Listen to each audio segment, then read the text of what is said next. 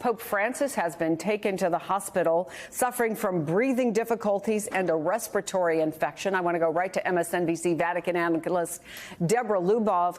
Deborah, I was just reading earlier today, I think he had his regular Wednesday audience, and I didn't hear any indication of anything amiss. Tell me what we know about what's going on. Right. So this was a great surprise to most Vatican journalists covering the Pope, because all of us who were following the Pope's general audience in St. Peter's Square this morning as he kissed babies and gave his discourse, there was no sign of anything in particular different. He seemed fine. And I had met with him during a private audience a few weeks ago, and he seemed perfectly fine. So this was a big surprise. The Holy See Press Office, the director, Matteo Bruni, issued a statement in Italian saying that he had went into Rome's Gemelli Hospital for some previously scheduled tests, but now there's been a subsequent statement confirming the respiratory infection that you had just named.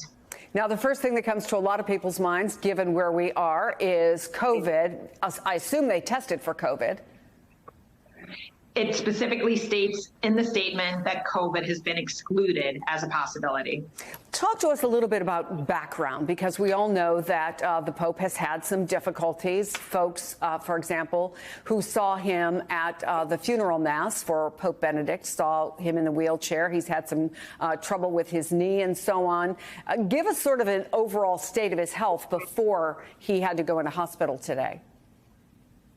Yes, well, we certainly remember in 2021 that Pope Francis did undergo a colon surgery. He had a bad episode of diverticulitis, and they had to cut out more than 10 inches of his colon. So that was a little bit of a scare. However, the Pope has done so much physically since then, doing various apostolic trips, even in a very tiring one to Africa recently, and he's been able to maintain a very strong stamina. We know that he's been suffering from his knee, as you had mentioned. He's been alternating between the wheelchair and a cane. I know when I went to this private audience and spoke with him about 2 weeks ago, he was only using his cane. So his knee, he's been managing through different therapies, and that has been seen as largely under control. But obviously at his age, having some excess weight and managing sort of this, the knee problems and the diverticulitis, plus when he was young, a part of his lung was removed, but he's obviously done the whole pontificate and his whole career in life. Regardless of that, he's always kind of balancing this dynamic, but we know Pope Francis is very private about his health. He doesn't want the attention on him and his person, but about Christ and the Catholic Church. So instead, he tends to not really respond too openly about his health. He did say in an interview with Associated Press that the diverticulitis had to some extent returned, and that was on the 24th of January, so that he had alluded to somewhat of a return of an issue. So it's not a huge, complete surprise, and we don't know the nature of everything. We know just about this respiratory infection that was mentioned in the statement. Now, the Pope, even when he isn't traveling, there's plenty of people who want his time and attention. You mentioned that you were in an audience with him just a couple of weeks ago. Has the Vatican said anything about his schedule? Are they canceling for the foreseeable future? What are they saying at this point?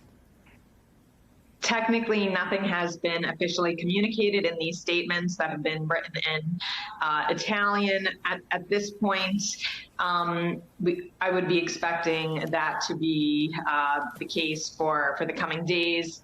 Actually, I'm sorry. Let me correct myself. It's important. He will be staying in the hospital for a few days for the appropriate therapy for the respiratory infection. So it is foreseeable he will not be at those upcoming events in order to have the proper care he needs to recover. Also, because we're approaching Holy Week, which is a hugely important to him a period of time. Plus, he also has the apostolic trip to Hungary planned at the end of April. So I'm sure they're looking ahead as well, and he's looking ahead to some of the important landmark events coming up in a way that he will be able to hopefully do them.